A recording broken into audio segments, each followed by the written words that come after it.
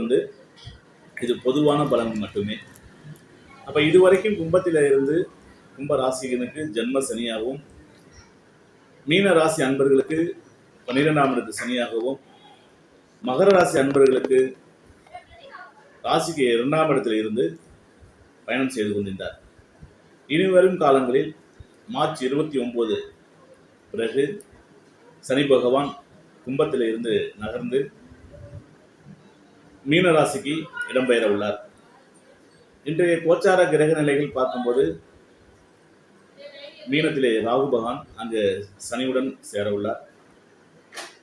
அந்த வகையில் பார்க்கும்போது இந்த சனி பகவானானது மேசராசி அன்பர்களுக்கு என்ன மாதிரி பலன்கள் கொடுப்பார் அப்படிங்கிறது நம்ம ராசி வாரியாகவே பார்த்துட்டு வரலாம். மேச ராசிக்கு 12ஆம் இடத்து சனி அவங்களுக்கு 7.5 சனி பகவான் வந்து தொடக்க காலமாக உள்ளது. அப்போ 12ஆம் இடத்துல சனி இருக்கும்போது பார்த்தீங்கன்னா முதல் சுற்றாக உள்ள நபர்களுக்கு அதிகப்படியான பாதிப்பும், 2ஆம் சுற்று உள்ளவர்களுக்கு மத்தியமான பாதிப்பும், 3ஆம் சுற்று நபர்களுக்கு உடல் உபாதைகள் சம்பந்தப்பட்ட விஷயங்களில் கொஞ்சம் கவனமாக இருக்கணும் அப்படிங்கிற மாதிரி தான் நம்ம இந்த பதிவு இருக்கு.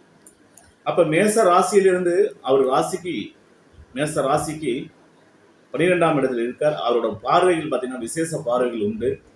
3ஆம் பார்வை, 7ஆம் பார்வை. 7ஆம் பார்வைங்கிறது எல்லாத்துக்கும் பொதுவானதான், இருந்தாலும் விசேஷ பார்வைங்கிறது 3-10 தான். அப்ப அங்கென்று 3ஆம் இடத்தை பார்ப்பார். அப்ப மேச ராசிக்கு 2ஆம் இடமாகும். அப்ப 2ஆம் இடத்தை பார்க்கும்போது தனம், வாக்கு, குடும்பஸ்தானம். அப்ப தனம் கொடுக்கல் வாங்கலில் சிறப்பாக இருக்காது. குடும்பஸ்தானங்கிறது கணவன் மனைவிக்குள்ளேயும் ஒரு அந்நியுனம் சிறப்பாக இருக்காது. இதெல்லாம் கவனமா இருக்கணும். அதற்கடுத்து அவருடைய 7ஆம் பார்வையாக ராசிக்கு 6ஆம் இடத்தை பார்ப்பார். 6ஆம் இடத்துல பார்க்கும்போது பார்த்தீங்கன்னா 6 அப்படிங்கிறது கடன், வம்பு, வழக்குகளை அதிகப்படுத்தி செய்வார். இப்போ இதுவரைக்கும் எனக்கு உடல் உபாதைகள் எதுவும் இல்லை சார் அப்படின்னா உடல் உபாதைகள் கொடுக்கும். வேலையில் இருந்தால் வேலை இல்லாதவங்களுக்கு ஒரு வேலை வாய்ப்பை உண்டு பண்ணி தருவார். அதிகப்படியான செலவு, பயணங்கள் ஏற்படக்கூடிய அமைப்பு இருக்கும்.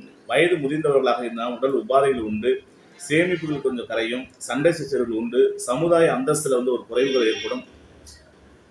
உறவுகளை விட்டு பிரிதல், வெளிநாடு செல்வதற்கு வாய்ப்புகள் உருவாக்கக்கூடிய அமைப்புகள் உண்டு.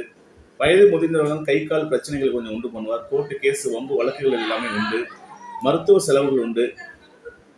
இதுல 12ஆம் இடத்துல இருந்து தன்னோட 10ஆம் பார்வையாக 9ஆம் இடத்தை பார்ப்பார். இங்கேதான் கவனிக்க வேண்டிய விஷயம்.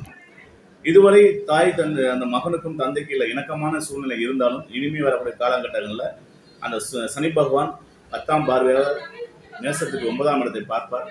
9ஆம் இடத்தை பார்க்கும்போது அவர்களுக்கு தந்தை மீது ஒரு பற்றற்ற நிலையும், தந்தைக்கு மீது ஒரு கோபத்தையும் இதையெல்லாம் ஏற்படுத்தி விடக்கூடிய சூழ்நிலைகள் இருக்கும்.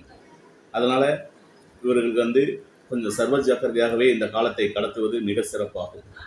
இதற்கு பரிகாரமாக இடம் விட்டு இடம் குடிபெயர்தல் இது ஒரு சிறப்பாக இருக்கும். இடமாற்றம் செய்து கொள்வது ஒரு சிறப்பாக இருக்கும். இல்லை அப்படின்னா இவங்களுக்கு அருகில் இருக்கக்கூடிய முருகப்பெருமான் கோவிலுக்கு சென்று நெய்வேத்திய தீபம் ஏற்றி வருவது ரொம்ப சிறப்பான ஒரு பரிகாரமாகவும், முடிந்தவரை செவ்வாய்க்கிழமை அன்று சென்று நீங்கள் முருகப்பெருமானை வழிபாடு செய்வது ஒரு சிறந்த பரிகாரமாகும். நன்றி, வணக்கம். மீண்டும் அடுத்த பதிவில் ரிஷப ராசி நேயர்களுக்கான அடுத்த பதிவில் நம்ம பார்ப்போம். ஜோதிடம் வாழ்க, வளர்க, வாழ்க வையகம், வாழ்க பிரபஞ்சம். நன்றி, வணக்கம். வாழ்க வளமுடன்.